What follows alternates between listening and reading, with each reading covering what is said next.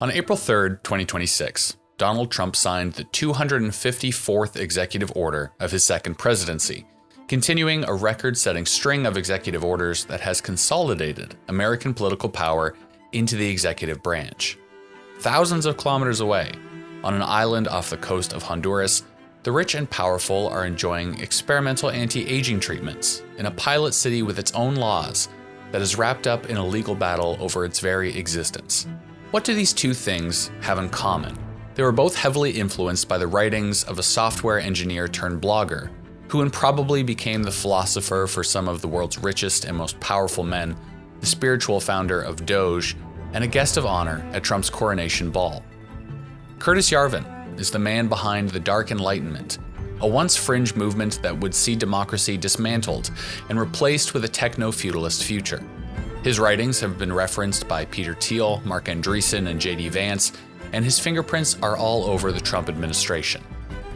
But more than influencing government, his ideas have inspired billionaires to try and create city-states of their own, where very soon, American citizens could live in cities outside of state and federal law, run by companies who reject democracy and seek only profit. Curtis Yarvin started writing a blog in 2007 called Unqualified Reservations, writing under the pseudonym Mencius Moldbug. His early writings are the sort of self-indulgent pseudo-intellectualism you might expect from an alt-right troll in that era of the internet. But peppered between explicitly racist ideas, like that some races are better suited to slavery, and eugenicist theories, Yarvin slowly pieced together a group of ideas that started to resonate.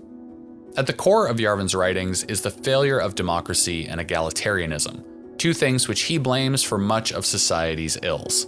The only reason leftists and progressives believe in those concepts is because of the efforts of government and academia, a nefarious union he called the Cathedral. Yarvin urged his readers to wake themselves from their ideological hibernation by taking the red pill, like in The Matrix, coining the term. Yarvin envisions a world where democracy and public institutions are torn down and replaced by, quote, a global spiderweb of tens, even hundreds of thousands of sovereign mini-countries, each governed by its own joint stock corporation without regard to the residents' opinions. Essentially, Techno Feudalism. These new CEO kings would be predominantly white or Asian, of high IQ, and maybe even cyborgs. The only fundamental right that citizens, or customers, retain in this future is the power to leave.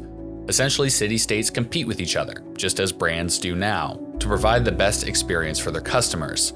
There are numerous contradictions and fundamental problems with Yarvin's ideas, but for the purpose of this video, whether or not these ideas are coherent or practical is not the point. The point is that they resonated with some powerful and influential people. As Yarvin was writing his manifestos, he was also working as a software developer. He founded a startup called Tlon, which primarily focused on Urbit, which began as a new operating system. Tlon was backed by Andreessen Horowitz and the Founders Fund, which was started by Peter Thiel. Urbit has largely failed, a significant part of its failure due to its association with Yarvin. Thiel and Balaji Srinivasan, a then partner at Andreessen Horowitz, both became friends with Yarvin after reading his blog. Thiel and Yarvin began exchanging emails.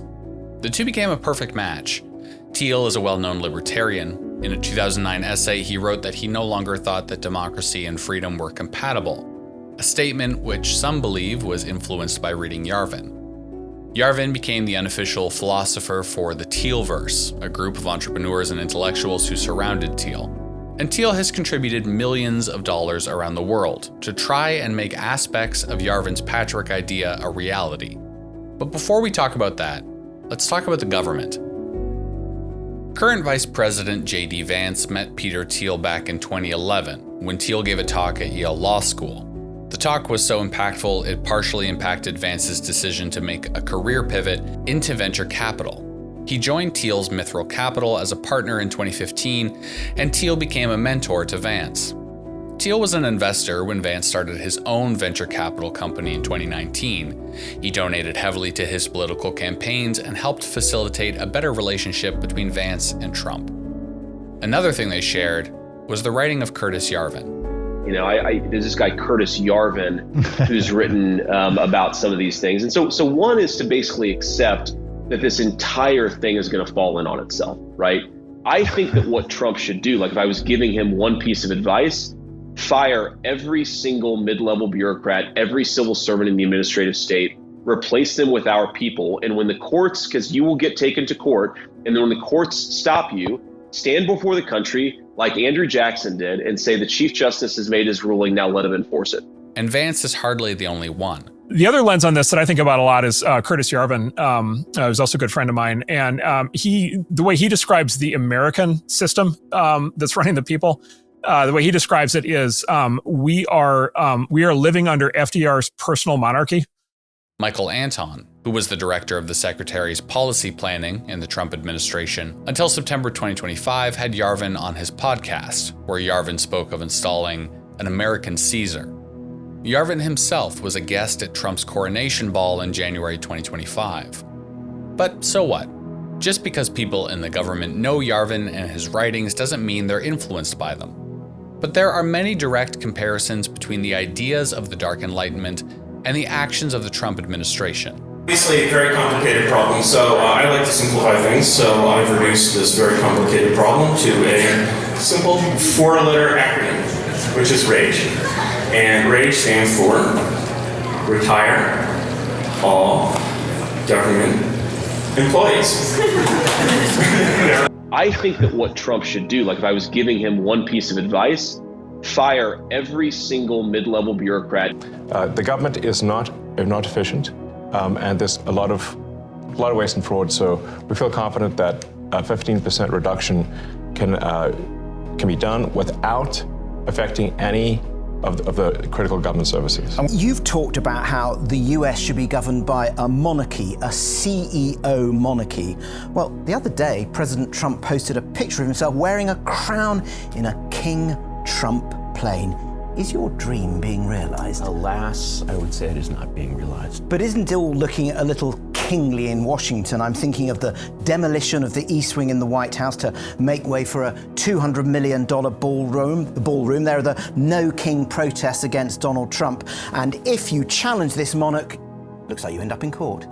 Well, you know, power is power, and if you challenge any power system, you might have a little bit of a problem. Now, talking about the second Trump administration, we're told that leading members, particularly J.D. Vance, are interested in your ideas, and it looks like they're adopting some of them. I'm thinking of your RAGE, that's retire all government employees. That became Elon Musk's Doge, and you've been talking about your concerns about the cathedral. That's the media and university elites.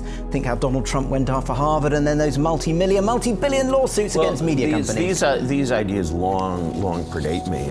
Yet still Yarvin is not pleased. He has called the Trump administration a vibes coup, believing that unless a complete takeover is completed, there will be a backlash that will undo what has been done. While Yarvin may not be fully pleased with the progress of the American government, Yarvin's ideas of CEO-led city-states has made tangible progress in the private sector.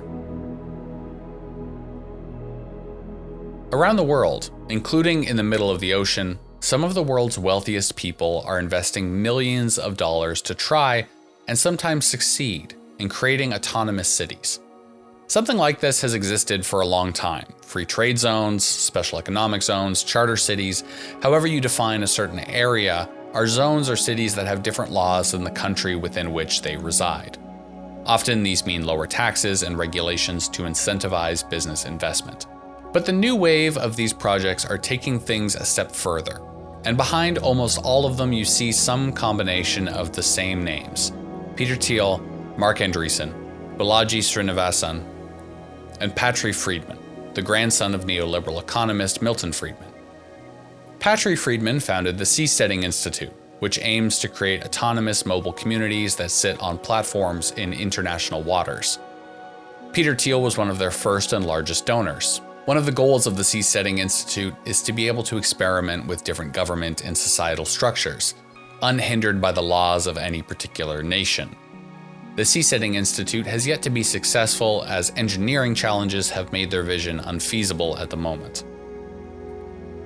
While international waters offer a perfect future home for an autonomous city, Americans may soon be able to find them just next door. Almost 1/3 of the landmass of the United States is owned by the federal government. with just a very, very small portion of that land, just a fraction, 1/2 of 1%. Would you believe that?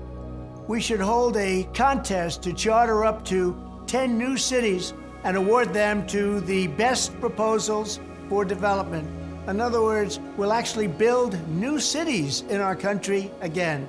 These freedom cities will reopen the frontier, reignite American imagination, and give hundreds of thousands of young people and other people, all hard-working families, a new shot at home ownership and, in fact, the American dream. He envisioned 10 new cities built on federal land, exempt from a wide swath of government regulations, including the Internal Revenue Code, the Clean Water Act and Endangered Species Act, the Fair Labor Standards Act, and the Occupational Health and Safety Act.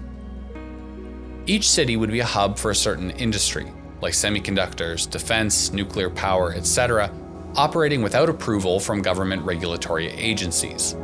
Although still technically overseen by the government, freedom cities would essentially become high-tech company towns, exempt from most regulations, with their de facto rulers being the companies that run their assigned industry. The initial legislation suggested that residents of freedom cities couldn't vote in state elections, and the cities would be operated and maintained by the developers who won the bid. In the States, freedom cities are supported by Peter Thiel and Marc Andreessen, as well as the Freedom Cities Coalition, which is connected to a place called Prospera, Honduras. Prospera is a charter city in Honduras that is one of 3 zones of employment and economic development, essentially a city that is autonomous from the national government. Similar to a special economic zone, Prospera is designed to attract investment through economic freedom and regulatory efficiency. It's presided over by Honduras Prospera Inc. and a 9-person council, including 5 elected councilors and 4 appointed by the corporation. Since decisions require a 2/3 majority to pass, Honduras Prospera Inc. essentially has a veto on the council. Predictably, Prospera is funded by venture capitalists including Peter Thiel, Marc Andreessen, and Balaji Srinivasan. Some combination of these 3 men have also invested in California Forever, a proposed but currently paused 50,000-acre private city, Praxis, a private city in the Mediterranean, and the Free Republic of Liberland, situated between Serbia and Croatia. Con un 53%. Celebrations in the Honduran capital, Tegucigalpa. On Monday, the president of Honduras, Xiomara Castro, enacted 2 legislative decrees repealing the employment and development zones in the country.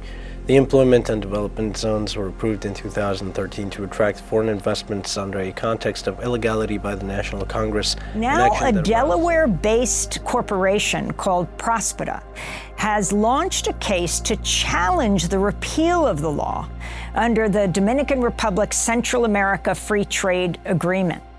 The company established one of the zones on the island of Roatan and is now seeking almost $11 billion, which amounts to nearly 2/3 of Honduras' entire 2022 budget. In 2024, a number of American government representatives pressured Honduras in a variety of ways, including advocating for denying visas to Honduran officials if Honduras did not do as Prospera wanted. Showing that charter cities like Prospera are stable and good investments is crucial to their continued establishment around the world and gathering support from investors. Prospera continues to operate as its legal status makes its way through courts and international tribunals. Prospera offers us insight into why Silicon Valley has shifted from the political left to the right in recent years. Back in 2016, when Peter Thiel first endorsed Trump, he was an outlier. Now the tech world has moved to the Republican Party en masse, which I believe has to do primarily with deregulation. In Prospera, the number of votes one can cast is based on how much property you own.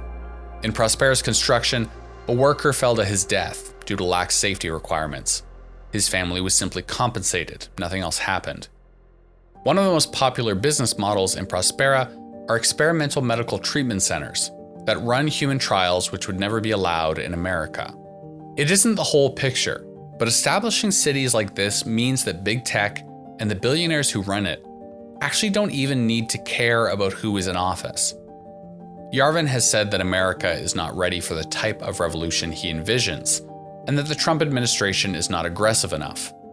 He's right, at least when it comes to realizing the Dark Enlightenment. But the more likely future is not of an America that looks like the Dark Enlightenment.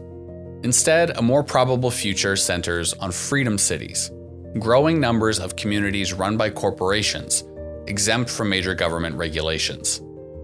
Which is why the legal fight around Prospera is so important to influential Americans.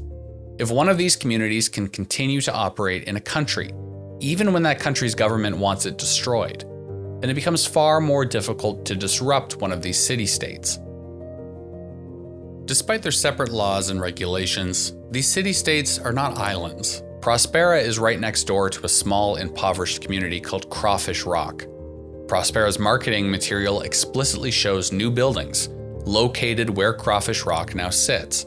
Yet, at the same time, some residents of Crawfish Rock have gotten jobs from Prospera, providing a stable income to an area with few economic opportunities. If built in the United States, freedom cities too will have substantial impacts on their surroundings. As proposed, these cities will be outside of environmental regulations. Some of them will be based around nuclear reactor startups. Will they be safe? Will they have environmental impacts on surrounding communities? How will their labor laws, or lack thereof, affect the type of workers they attract and the standards employers are held to? And to bring it full circle, can these cities and democracy exist at the same time? If freedom cities become reality, will they simply be like special economic zones in China or the UAE? Or will people like Peter Thiel and Marc Andreessen push for fully autonomous cities like Prospera, where companies make the rules?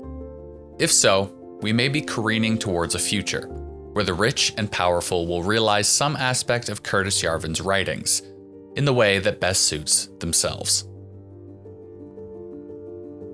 That's the video. Thanks so much for watching. If you like content like this, please like, comment, and subscribe. Special thank you as always to everyone over at Patreon. If you want to support independent Canadian content like this, you can do that over at Patreon. The link is in the description. Thanks so much.